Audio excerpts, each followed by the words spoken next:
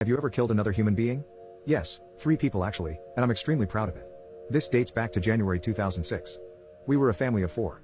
Since my father was working in railways and my mother in a government school as a principal, we used to live in government quarters. I spent 15 years of my life in the same 2-bedroom hall flat.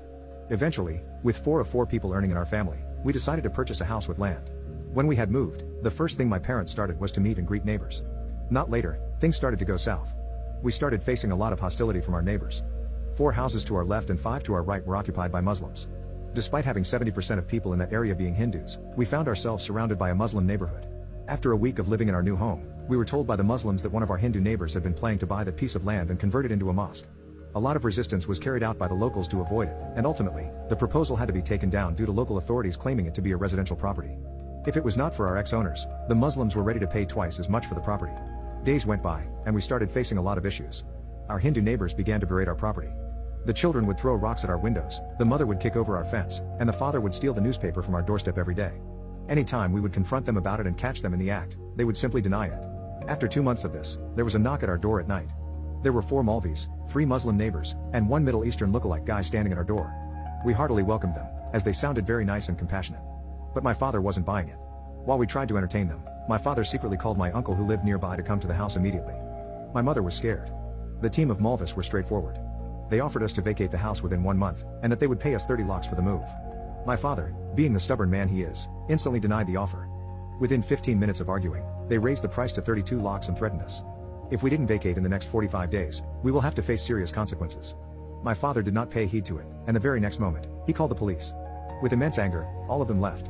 My uncle was a senior inspector with another police station. He smelled the threat and handed over a licensed pistol to my dad in case of any severe consequences. America for you. The month passed, and I immediately realized that they weren't joking about the threat. I heard a loud scream from the hall on the ground floor. My hands and legs started shaking. I rushed to the stairs, when I saw a horrific scene which still haunts me to this day. There were 3 strangers in my hall. My father was lying unconscious on the ground, and blood was coming out of his forehead.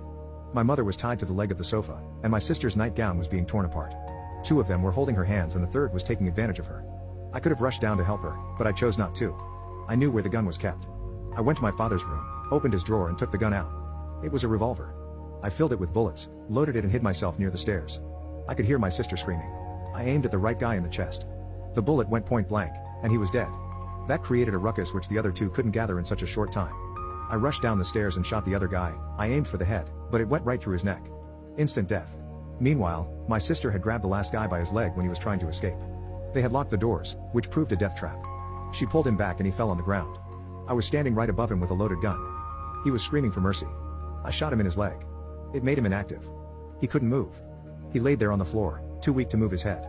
He was pleading for mercy. The shot of the firearm woke up my dad. Before I took the shot, I realized that I was not the one that should take it. My sister needed to. I gave the gun to my sister and asked her to shoot at his genitals. She did not hesitate. I still remember her eyes. She unloaded all remaining 8 bullets at his groin. His body looked like it was cut into half. Not later than 5 minutes, the police arrived and I took the blame. I was taken into custody and was kept in the police station for 3 days until I was granted bail. In the first hearing itself, I was proved innocent and that I fired in self-defense. The firearm was somehow illegal, but we turned the case proving that it was brought by the criminals itself. As of today, we still live at the same place. My sister is now married to an amazing husband. I got a huge promotion at my bank job. As for our neighbors that threatened us, all 8 of them were convicted.